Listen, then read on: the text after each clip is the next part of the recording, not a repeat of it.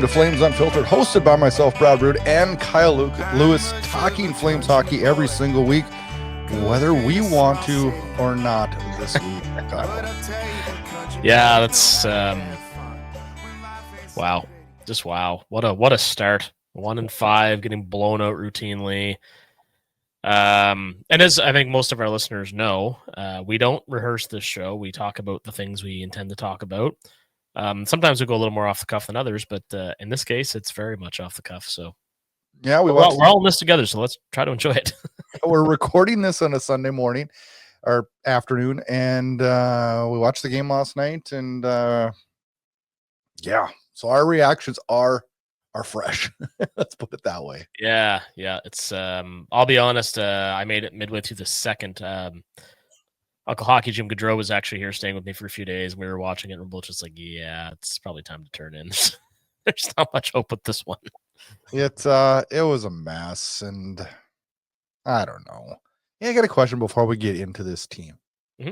I thought I saw on X that our goalie in the minors, Prosvetov, has got a new Blasty mask. Does he know something we don't know?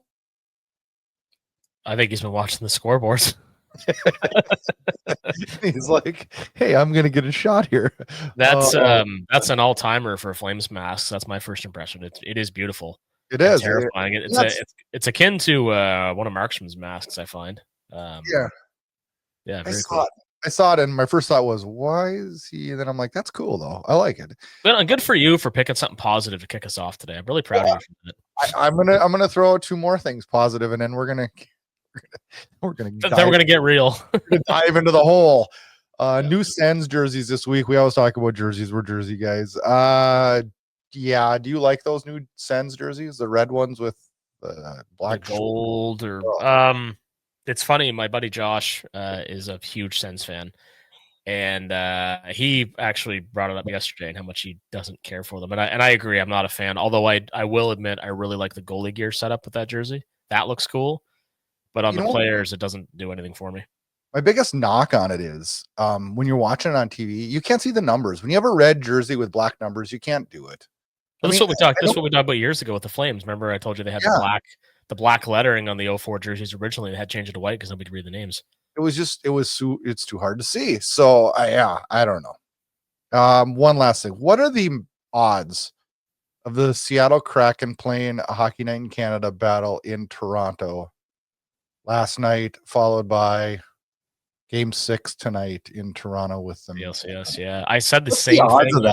I said the same thing last night, and then actually Hockey Night in Canada, they interviewed Shane Wright, who's from Toronto but plays for Seattle, of course, and he had a few thoughts to share on that. But the odds of it are astronomically low, I've got to believe. But and then to have it like Game 5 Friday, Toronto Seattle Saturday in hockey, and then Game 6 Sunday. It's crazy, really. The only thing to make it crazier is if Toronto's doing a home and home, right?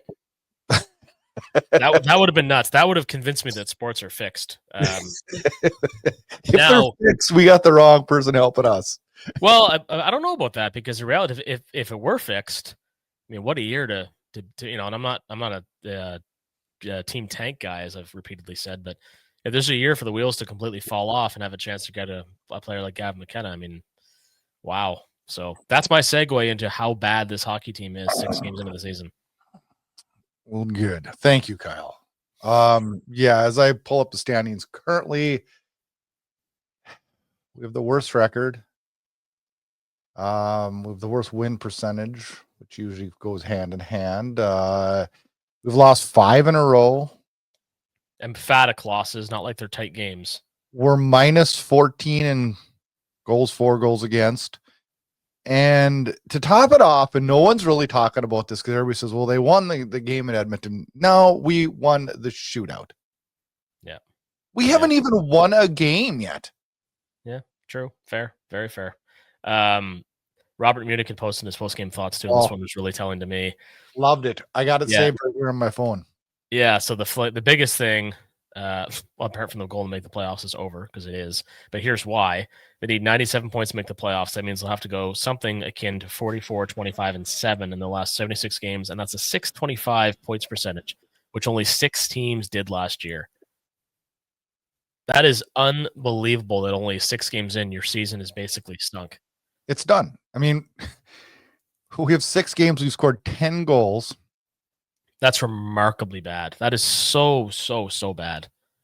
And these stats are thanks to Logan Gordon. We're 27th in shots at 24.2 per game. We're 20th in power play at 18.2. And we're 21st in penalty kill at 73.9. And I think it was like 14th going into last night's game or something. Well, did you see last night? The power play, we could have just as well gave him a goal and declined it and went and dropped it at center ice. Yeah. Almost like an intentional walk in baseball, right? Like, oh man. So one of the things, and like I said, we're going to bounce around a bit here, which should make for some entertaining conversation.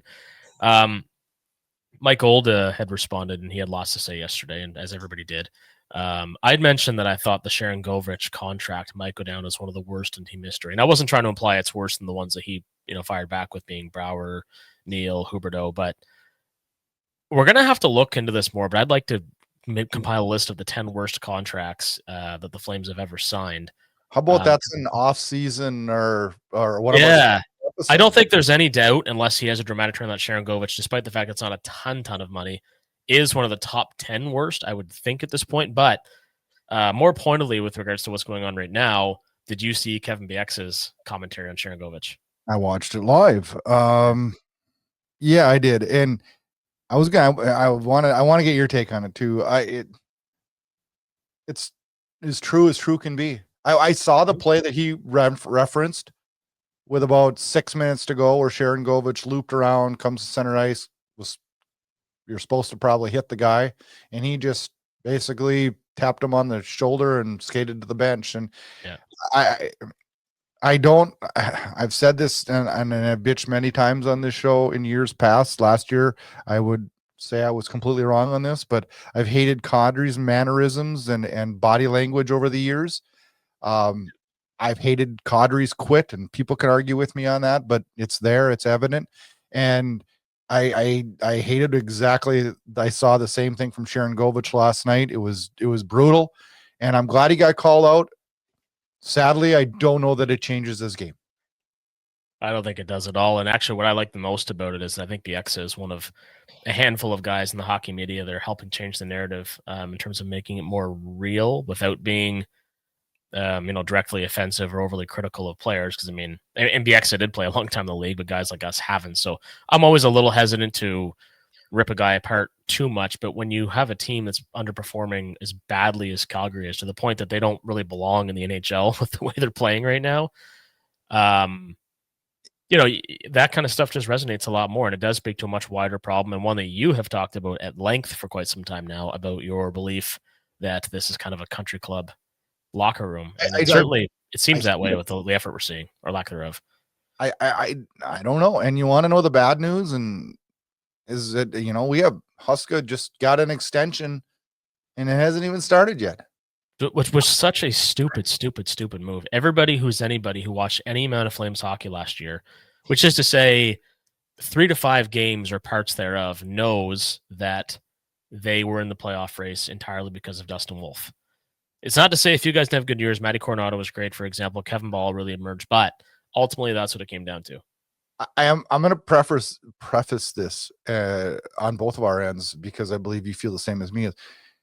Our discourse and anger, not anger, there's some of that what too. Are questioning Huska and Conroy in this episode didn't just start because of this record. We were questioning this prior to season starting, and even some moves over the off season. And now I'm sitting here and I'm like, was there a better time to move Kadri than last July? Seriously. Kadri, Anderson, Coleman. The thing is this is like the type of how would I say that? I'm trying to think of an analogy, but like this shit splatters on everybody. Nobody on that team really has much of any value right now, apart from their youngest players, which is to say maybe a guy like Sam Honzik, Matt Coronado, guys that you want to keep for the long haul. The guys you want here have value, but like, gosh, I can't believe I'm even saying this. If they moved Zari tomorrow, would you be upset? It depends on what we get from him, probably, because I think he's terribly miscast right now, and that's so do I. And we're gonna talk about that. I got that on my list too. Yeah. I guess I go back to the glaring ones is, like this Anderson doesn't need to be here anymore. He's not going to be here anyways, right? Yeah. I just look at it. Okay, now it's time, and this record slaps it in the face of this organization that they have no choice now than to look vision in the future, not playoffs this year. They have no choice. Yeah. It's a slap in the face right now for them. So now you need to look at the roster and you need to determine who is the future. And I understand that probably Blake Coleman is not the future. But for some reason, my gut tells me that he's a key guy to ride this out with them. Because you need to have a few veterans. You need to have a Backlund. You need to have a Uyghur. And I think a Coleman fits that. Yep. Yeah, and he does. I mean, unless somebody made a really compelling offer for him, which is entirely possible, especially on the stretch drive for teams that'll be a part of it. I wouldn't have an issue hanging on to a guy like that, but there's a part of me that I'd almost like to see like a press conference of the Flames just admit they're going to adjust their course. Don't hold your breath. That's I know, but because I get, again, it's like when I talk about Kevin Bieksa and how real his rhetoric is, and even he uttered in talking about Sharon Govich, he's like, I forget what he said, but he was like, yeah, but whatever, I don't care. Like, we need more of that, and I'm tired of the post game pressers. I think it was a huge mistake, regardless of what the Flames accomplished last year, to give Huska an extension. And doesn't even have an extension. He may not after this. Although, to be fair to him, he has done a lot of really, really positive things with this team. Kevin Ball was a great acquisition, for example. His drafting has been thus far top notch, but it's always the easiest thing to do in sports always is to fire the coach, right? Which can be to the point of ad nauseum when you have a team of players who just keep underperforming. But I don't know that helps his situation. I'm not real happy with Ryan Huska now, and I'll expand on that in a few moments. But I don't know that that's the solution right now. And I don't know that the solution is getting rid of Conroy. And we've all spoke very highly of Conroy, myself included, about a lot of his really positive moves. But I do have one thing that needs to be said, though, an accountability that needs to be taken by Conroy. He restricted his success this year and in the future by way too many restrictive one-way contracts. Yep, absolutely. He did it with goaltenders. When you have 3 one-ways, you create a log jam. Then if 2 of them don't work out, then what? We found out that this year. We can't move Cooley. We can't move whatever. Well, here's the thing, though. Let me just stop and just remind you, Conroy was around as assistant GM when Brad Treliving made the same mistake with Ramo Hiller and Ortio. Yeah. Well, it made no sense. And you take this a step further. He's got way too many defensemen on one-way contracts. He gave out 2 years to guys that had proven nothing to this team, would have signed 1-year deals. Tell me that Miromanov wouldn't have signed a 1-year deal. Tell me he would. Yeah. Jake Bean, he would have signed a 1-way deal. Why did we have to go 2? We didn't need to go 2, but we went 2. And then we got 1-way deals that restrict us, right? Yeah. These guys, I mean, their track record coming in was not good. So why do we think that this miracle is going to happen, that all of a sudden they're going to be good? Well, the problem too, there's a few things. I'll touch on one thing quickly because it's more about Conroy than it is Huska. I'm not advocating necessarily for firing Ryan Huska right now. I don't think that necessarily fixes anything, but we'll get into his decisions later, like you said. But it is Conroy's fault for giving an extension based on one good season that ultimately didn't yield the results that we would have liked given how close the playoffs they were. So that contract extension is one of Conroy. I'm not saying, Huska wouldn't have earned an extension maybe further down the road, but extending him for 2 years at this point made 0 sense. 0 sense. I've said it before and I'm saying it again. Like, we as a fan base and a management and a Flames organization need to quit falling in love with players and forgetting the other talent out there in the league that we could get. Mm-hmm. We need to be a little bit more ruthless, a little bit more real, and quit falling in love with people and having them stick around forever. We do it all the time with this team. We did it with Sutter too. This isn't just now. fan base and organization fall in love with people, and we're delusional on how good they are. Yep. Yeah, absolutely. 100%. So the other problem that you're talking about in terms of these 2-year contracts and these guys hanging around, I'm a big believer that if you have guys that are in the AHL forever and ever, you're never going to know what you have, right? Like, so Jeremy Poirier is a name that comes to mind. He has been in the AHL way too long, has not had a game in the NHL, has proven he deserves a look, and that's a part of the development. And the fact that we have so many guys blocking them from doing so, we're going to have guys even like Solovyov. We don't, but probably a 5-6 defenseman at best, but very capable, and he's gone. But he's younger, right? I mean, so we didn't know. Yeah. And and this is probably one place we differ. Like, I'm about having the youth come in. I don't believe that you can have all youth, because I don't think that's going to warrant good results either. But I look at this Miromanov thing, and I know X is just a buzz all week with it, and rightfully so. But I have no idea what this team sees in him at all. None. Plays in the Vegas game, not the Vegas last night, the Vegas on whatever night it was this week, Tuesday, Wednesday, I don't know. Tuesday, yeah. Tuesday. And he was a train wreck out there. He was a train wreck out there. We're worried about Parek's defense. Forget it. Yeah. We had Miromanov out there looking like he's never played a game, and I'm not picking on him personally. I'm saying that he couldn't do the job. And so if you can't do the job, what happens tomorrow if you can't do your job? They get rid of you, right? The business. At the very least, they get reprimanded, possibly reassigned, whatever. But this guy's still up and he needs to be reassigned. I hate to say this because this is really being mean, but I wouldn't even give him AHL minutes. I would just bury him and just pay him his money and go away, because I'll be damned if he should be taking away time from Brustevich, Kuznetsov, all those guys down in Poirier. And I mean, you tell me, Kyle, would we be worse off with Poirier in there than Miromanov? No. Bean? I mean, what does it hurt to try at this point now? We're not any good anyways. Well, that's kind of it. It's too far gone, which again sounds crazy 6 games in, but it's the truth. Now, the other thing that I'd mention that's driving me insane, and there's, still racking up a few likes because I think a lot of people feel the same way, but I'd mentioned before, like when the Flames brought in Roman Hammerlock, compared him with Dion Phaneuf.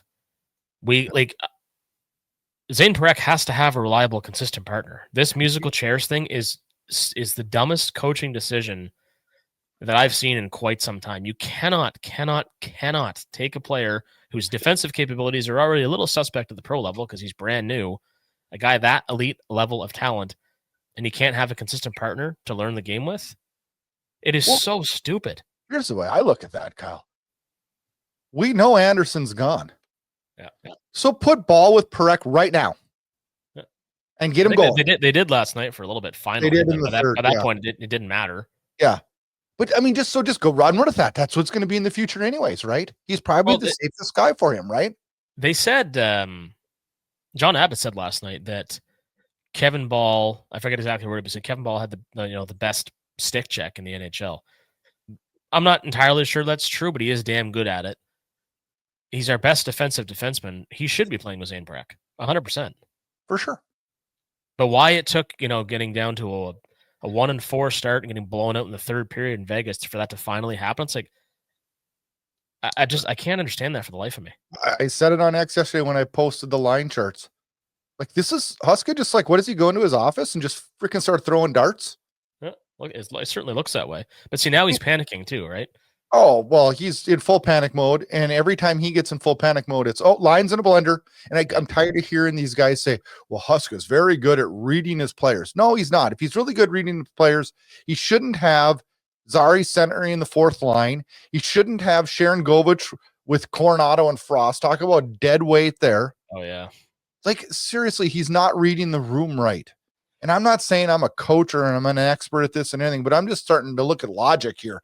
And I'd rather have Hubert O'Codry Coronado. I don't know. We can't score. Yeah. And I like Farabee's game this year. I do.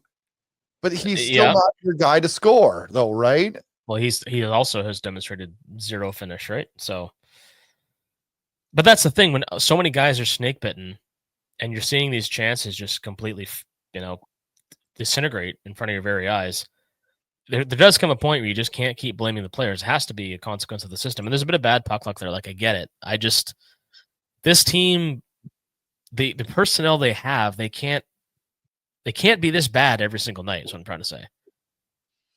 But here we are. So whether it's a coaching issue, whether it's just the whole team, just something is off this year. Wolf has certainly not been as good, but this is why I've been advocating heavily on social media, saying Dustin Wolf should have received, he earned and deserves a reliable backup who previously was a starter in the league that can mentor him, especially now that he has this big contract to live up to. He needs a Cam Talbot, someone to mentor him, someone to help him, someone to guide him, someone where Wolf probably this year, I hate to say this, probably shouldn't play more than 50 games. And I'm not saying that because I don't like Dustin Wolf, but like, how many nights can you run him out and do this? And I will say he has not been good this year. Numbers don't lie, but the situations he's been put in have not been good either. But Wolf has not. No, he's not. He hasn't been otherworldly like he has been. He hasn't been really good at all, and I'm sure he'd be the first to admit it. But I know, and that's not whether it was. I'm just truthful. Yeah, I wished, and I said this a few times now, like I wish Jonathan Quick had been available because that was his idol. The guy's won at every level, like, all those other reasons, but he wasn't available. Like you said, Cam Talbot, maybe even a guy like James Reimer, who, PTO was terminated with the Leafs in training camp, but there was a veteran goalie somewhere that they could have plucked. Even a Ville Husso that we talked about, somebody who knows the NHL level to pair and wants to work with him, right? And I can't understand how they thought that an AHL journeyman and Devin Cooley, who in his one game was very good. I heard. I'm sorry to interrupt you, Kyle. We talked about that last week. Do you know that Cooley's never played, even down to his youth hockey, more than like 28 games in 1 year? I didn't know the number. It's actually lower than what I would have suspected, but I knew it wasn't a lot. Wow. Oh man. I gotta get your take on something though. So I sit and I look at this lineup, and we truck the fourth line out there. I think the fourth line probably had more minutes last night than the first line.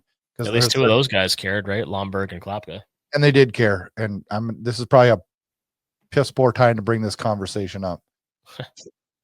But I don't care because I only have an hour to talk to you, right?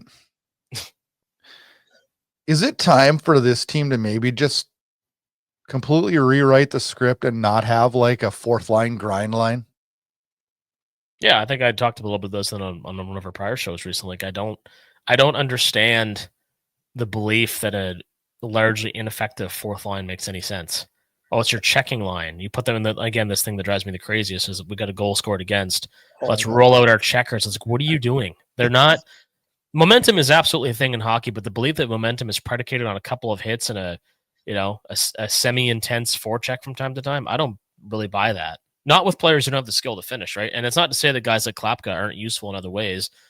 Lomberg, I think, that fight was, it's important to defend a young teammate after the previous game where Perek got nailed. But I do not and have never subscribed to, well, let's put together a real tough fourth line. I think it's incredibly stupid and self-defeating. So let me ask you this. I like what Ryan Lomberg did last night. He held Sissons accountable for his hit on Perek, which I didn't think the hit was that bad. I think Perek should tighten his helmet up is what I think should happen. Yeah. But irregardless, he did it, and I condone that, and I want that. But outside of that, does Lomberg bring anything to this team at all? No. No, he's essentially a cheerleader with decent wheels, and he's in phenomenal shape and tough as nails. But as we've said all along, not a guy that should be playing every night. Now, based on what happened to Perek, despite what you just said about tightening his helmet and it wasn't that bad, I agree with you. But because your young guy got kind of rocked, I would address Lomberg last night. I'm all for it. Yep. Yeah. Just a situation. Yep, exactly. But that's what those guys are on the roster for. I mean, they're great practice teammates. They're great for morale. You want them on the on the chartered flights or on the bus or wherever, but every night, no. He's an expensive cheerleader, and his results are one win, and it really wasn't a win because it was a shootout win. So I threw darts at the dartboard late last night to make my lines. I got Kadri centering Huberdeau and Coronado. I got Frost centering Gridin and Farabee. I've got Backlund centering Sharon Govich and Coleman, which whatever. You might just take Cherngovich right out. But yeah, go on. And I got Zari centering Hanzik and Klapka. Yep. Are we in any worse shape there? I don't think so. We're undoubtedly in a little better shape. To the point we get results, I'm not sure, but I mean, if we're watching losing a game 3-2 instead of losing 6-1, we're in better shape, despite the fact that it's no different in the standings. You know, but here's the thing, and Mike Bartner had. I'm still trying to understand what he was meant by this, but he's saying the Flames were tanking unethically. So I presume he's implying that they're intentionally doing this. No, what I think he meant to say was they're tanking unintentionally. I don't know. I'm not so sure about that because it was a follow-up comment that was very confusing. But anyway, whatever the case, I really don't. This team is just that bad. Yeah, they are abysmal, and so there should be all kinds of lineup changes for the next game. Do you think that that every junior hockey coach last night clipped that penalty kill and watched the guy off the half wall for Vegas just fire it down and just bing, bang, boom in the back of the net 2 times? Exact same play. I'm like, are you kidding me, you guys? We didn't pick up on this after the first time. We didn't make an adjustment in our penalty kill. No, we just truck the same crew out there and the exact freaking same replay happens in 2 seconds. It's like, holy cow, what's going on here? So this is, anyway, this is what he said. He said the Calgary Flames are a deeply unethical tanking team and the hockey gods will punish them. Just utter ass. And one of the Flames fans responded and said, we need it more. And Bartner said, do it ethically. What are you... Like, he's implying that we are purposely sucking? Yeah. No, we just suck. Yeah. We just have zero talent compared to. I mean, I've watched hockey so long, but I've never seen a game like last night where the talent level was like such a discrepancy. It's unreal. It was. I honestly I can't even find the words for it. Like it was incredible to watch. Like. We have and we've said this so many times, as is everybody else, we just have so many pieces, but they're pieces of different puzzles, Cgy is a perfect fit right now, probably in Toronto, as, their fans have long been saying. Perfect. You're going to have them. Well, yeah, Anderson's the missing piece of Dallas's defense, potentially. Like, there's all these different, but assembled as they are, it's just a bunch of spare parts in a shopping cart. That's how it looks. Especially on the ice. Our returns are not going to be good. The return of just losing Kadri's cap hit for the next few years and his aging is good enough for me. So here's the thing. So certain pieces, and sorry to interrupt you this time, but I want to jump on this. Certain pieces are in place. Dustin Wolf is going to be fine. Kevin Ball's locked up long-term. Matt Coronado. Gridin is on the right track. So is Hanzik. Parak, of course. So just getting rid of these guys that are placeholding and playing like they're placeholding, the return is really not that important because the return is going to be your continued development of the players you already have in your system and drafting a guy potentially like Gavin McKenna, right? Because our return for Anderson, we as a fan base might as well tone it down because it's not going to be huge. Yeah, I mean, it could be better if he gets better, but that would also mean the team around him has to be way better, and right now I don't see any of that happening. The only thing that's going to break this futility is Dustin Wolf pitching a shutout, in my mind. Because the team's not going to do it. They're not equipped to do it. They're in this hole. They don't have the personnel to dig themselves out of it. But as good as Dustin Wolf is, like I mean, this team's not going to allow him to do that because of the situations they're going to put him in. Yeah. Well, I mean, he can still single-handedly do it like he did much of last year, but I'm not convinced it's going to happen anytime soon. One of the things, and that's going to bring me to the X factor. One of the things that gets me going is like the expectations for this year. And I saw this X factor last night from Aman Kurji. Kurji.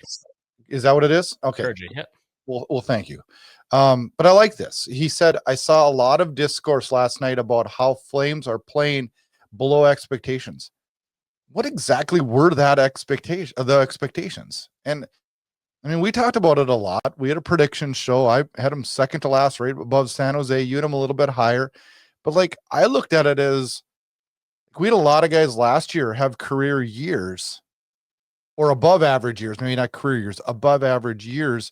Did we really think that all those guys were going to have above average years and then we were going to get a better Frost, a better Farabee, a better Sharangovich, a better, I mean, I think there was a chance of all that happening, but I think the chances were much less than probably what we saw as a fan base.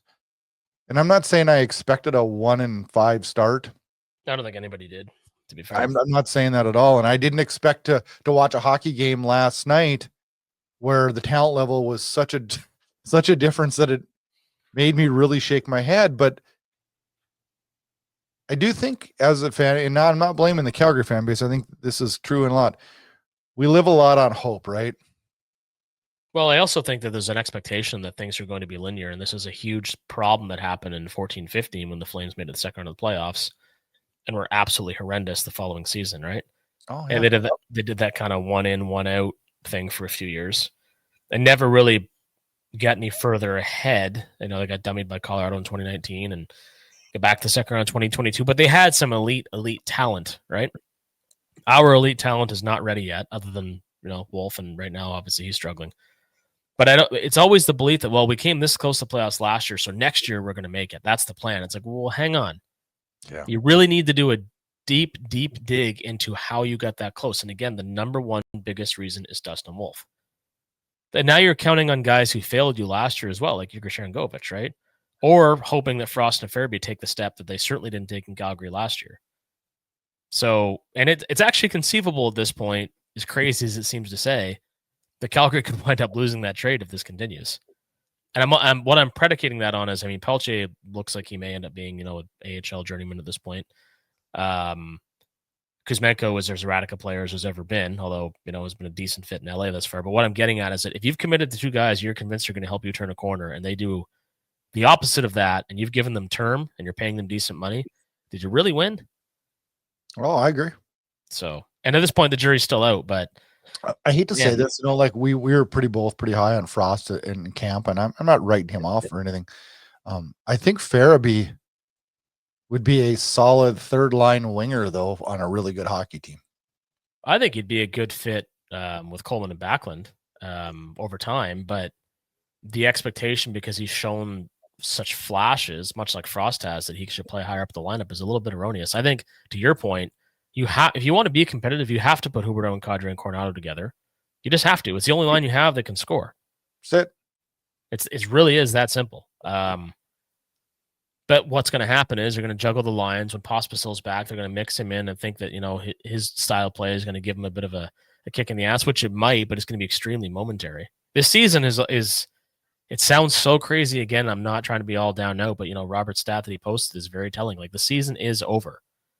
He's right. I was listening to the post-game show on 960 last night, and someone stole Robert's stats and read them out there, and it's there. Robert nailed it, man. This team's cooked.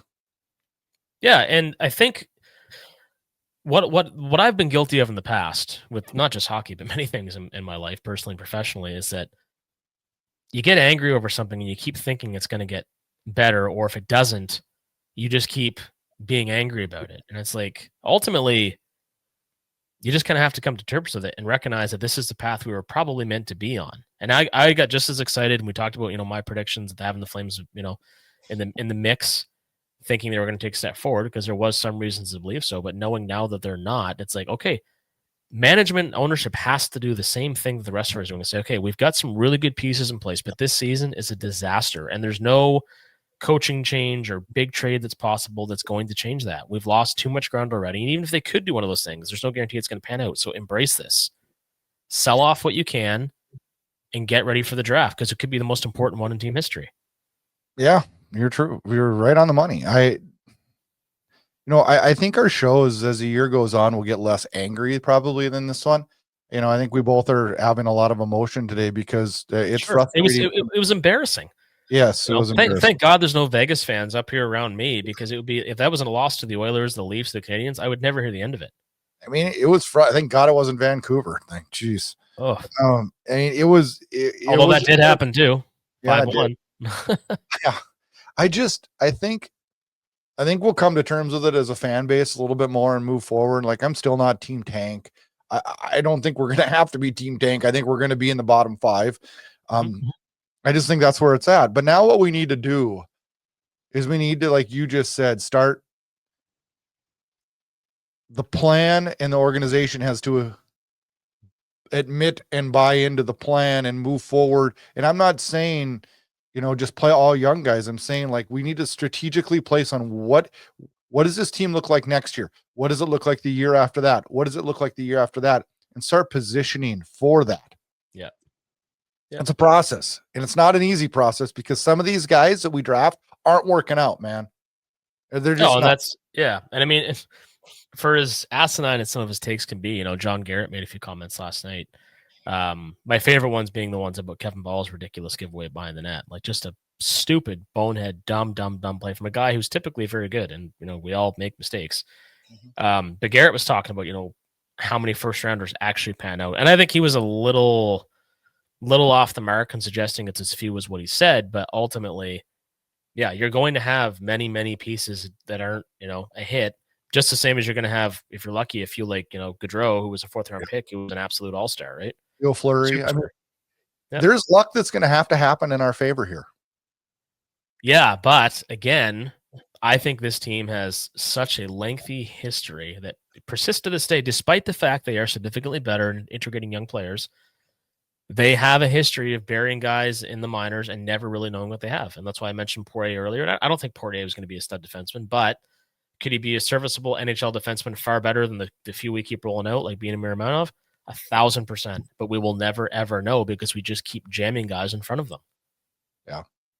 It's just a fact. I mean, that you can't. Yeah. Logic tells me now we shouldn't see Bean and Miromanov again. But we will. Oh, I get. We'll see him tomorrow night or Monday night. That's tomorrow. We'll see him. I promise. You know what? This is how disillusioned I've become. I didn't even look. Who are we playing tomorrow night? Winnipeg. You want to talk about what's coming up here, Carl? And then I got to get your take on one more thing. But listen to this schedule. Monday, which is tomorrow, Winnipeg at Calgary. A very hot Winnipeg team. Very, very hot. Yep. Wednesday is starting to find his stride a bit too. Wednesday, Montreal is in town. And then Friday, the Flames get on an airplane and go to Winnipeg again. Yeah, that's just not fair. And then they come home Sunday for a lovely Sunday night matchup with the New York Rangers. Yeah. This could be a 1 or 2 and 10, 2 and 8, 2 and 9. Seriously, that's not out of the realm here. So here's just some quick things about all the teams you just listed. The Montreal Canadiens are what the Calgary Flames wish they were right now. Young, exciting team. Still some, rough nights here and there, but they're very, very fast, skilled, right up and down their lineup. Like Demidov is the real deal. Caulfield's a great player. Suzuki's a great player. Lane Hudson, of course. The Rangers have some elite, granted older, but some elite talent in the form of JT Miller, Artemi Panarin, like everybody. And then, the Jets. So the Jets have Mark Scheifele, who just broke the points record for that franchise. They have Mark Scheifele. They have Kyle Connor, who's one of the purest snipers in the league. They have Josh Morrissey, who's a stud defenseman. Every single one of these teams has more than what we have. We have a few. Yeah, and we have a few talented pieces for sure, but we are nowhere near what those teams have. Nowhere. It's not even. And we saw it, like you said, we saw it last night. Eichel and Stone and Barbashev just ran roughshod over this team that looked like it was their first Pee Wee outing. It was embarrassing to watch. Oh, the talent difference. Oh my gosh, was so glaring last night. And I don't know, like you just listed off the guys, it's not a heck of a lot difference come Monday night when Winnipeg comes to town. Yeah, that's what I'm saying. The 2 Winnipeg games, and then even the Rangers, the Habs. But I mean, we can keep going. Never mind the impending, the upcoming schedule. We can talk about the Ottawa Senators, who I'll be seeing in a little over a week against the Flames, and they have, oodles of talent. They got Kachuk. How about Shane Pinto? That's the guy I want to go get. Shane Pinto's been unreal. Dylan Cousins, who hasn't quite been a fit there yet, but's another really good player. Jake Sanderson. Isn't it funny too? When you're hang on, none of this is funny, but go on. No, isn't it? Okay, well, when your team has such a low level of high-end talent as the Flames do, you hear it all year. Well, all we've heard is, oh, what a murderous row of schedule. Well, every schedule looks hard if you're not good. Yep. Yeah, and they talked about at length when the schedule came out. Oh, that's a tough start for Calgary. We knew it was going to be a tough start. We didn't think we'd get absolutely like destroyed night in, night out. Like, and it's crazy to me because it seemed with the start of the game last night, of course, Vegas scores in their first shot. Huberdeau manages to tie the game. Klapka throws a big hit. Like, there's a few things going well, and then the team just completely falls apart. Like, they looked so bad. And we used to be known as such a hardworking bunch, and Sharon Govich and several others shattered that reputation. Well, we just multiple times. We buried that thought. Yeah. I got to get your take on this though. Gridin gets sent down. What day was it? Friday? Thursday? I don't know. I think it was Thursday, but one of the two. They send Gridin down to the AHL. I saw Wes Gilbertson compare it to when Hanzik went down last year. No, Hanzik didn't fit in last year. He wasn't ready physically and got sent down and came back. And as this year I've been fairly impressed with his game. This is not the same thing. Gridin is physically there. He's actually been an offensive driver for a team that has no offense this year. And I know why they're doing it, because he's the easy guy to send down. And do I think it'll hurt his game playing in the AHL? No, I don't. Like he scored in his first shift. Yeah, 37 seconds. Yeah, Ryan Pike actually asked, and it's a great question. Who's the last player to score in both their first AHL game and first NHL game? And I have no idea who else that would be. No, I don't know. Great piece of trivia, though. Anyway, we'll have to look into that. But like, I get it, and maybe we don't want him on this team right now because the team's so bad. But like, he's more of an offensive threat than a lot of the guys we have on the roster. Most of them, I would argue. Yeah. I don't know. But it's also like, again, with all these different players and these different pieces that I've been saying, it's not even that any one of them is not a threat. It's more so that nobody's a threat. Oh. And they are different as much as they sound alike. They are different. I mean, this team doesn't generate offense at all. So let me ask you this question, and I'm not trying to pick on him tonight, but I've kind of watched a lot lately. I've kind of focused on him. And it's probably not fair because of where he's placed right now. But where is Connor Zary on a Vegas roster? Probably third line wing, with the ability to move up and play second, because he'd have so much more to work with too, right? So it's a hard question to answer in a sense, but I understand what you're saying, because I know what they're doing. I don't understand why they think, fourth line is where he belongs. I'd try him with Huberdeau and Coronado, to be honest. I was actually considering having him on the right wing. But you know what really pissed me off when I saw the line chart yesterday? We're freaking Huska's digging so deep that he's just like switching sides. He's like, well, Sharon Govich played the left, we're gonna have him play the right now. Like, holy shit. Like, we're digging that deep where we're like switching sides for wingers now just to try to jumble the combinations up, and all of a sudden miraculously it's going to be like, oh, all these mediocre players are all great now because I found the right slot for him. Well, I'm kind of wondering too, like, what does Dave Lowry think of all this? He's new to this team. He's got to be just going back to his hotel room at night going, oh, holy. Yeah. I don't know. Have we vented enough? Oh yeah, and we might be done for this episode, but we're not done venting because it'll be a long week. I'll be in meetings, thankfully, so I'll try to think about this as little as possible. Well, thanks for listening and venting with us, Flames fans. If you want to vent more to us, get on over to flamesunfiltered.com, click on the Speak Pipe app, and drop us a question or a comment. We will play it on the air. And also make sure you get signed up for the contest. We're going to do the final drawing on Halloween, October 31st, give away that gift card, and then we'll fire up a new contest for November. I can't believe it's already going to be November already, but yeah. Wow. Yep. Crazy, huh? Crazy. Well, with that, Flames fans, 4 games this week ahead to watch and hopefully maybe enjoy, but I guess with an organization of the Flames, we got to keep the faith, and hopefully we see the right moves made and work towards the future. We have to believe that this is conducive to the long-term hope plan. You know, the chant, and again, I mean, who knows? Things can change. I'd hate to see them go on a tear and be, miss out on a guy like McKenna at this point.